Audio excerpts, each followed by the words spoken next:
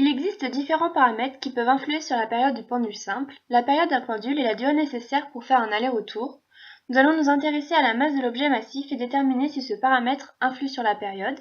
Pour cela, nous disposons d'une boîte de masse marquée de 5 g à 200 g, un chronomètre au dixième de seconde et un dispositif similaire à un pendule. Avant la mesure de la période, on mesure la masse des masses marquées avec la balance. On remarque qu'il y a une incertitude de 0,5 g. De plus, on s'assure que la distance entre le point d'attache du pendule et le centre de gravité de l'objet soit toujours la même. Dans notre expérience, elle est de 46,6 cm. Pour chaque mesure, nous ne donnions aucune vitesse initiale et gardions le même angle de lancer pour ne s'intéresser qu'à notre paramètre.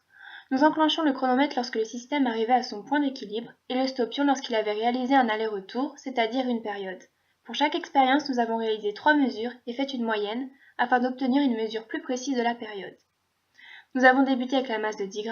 La moyenne obtenue d'une période est de 1,42 secondes.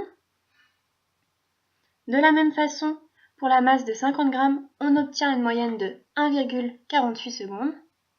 Pour celle de 100 g, la moyenne de la période est de 1,44 secondes. Enfin, pour la masse de 200 g, la durée moyenne de la période est de 47 secondes. On remarque que la période du pendule simple varie très peu selon la masse.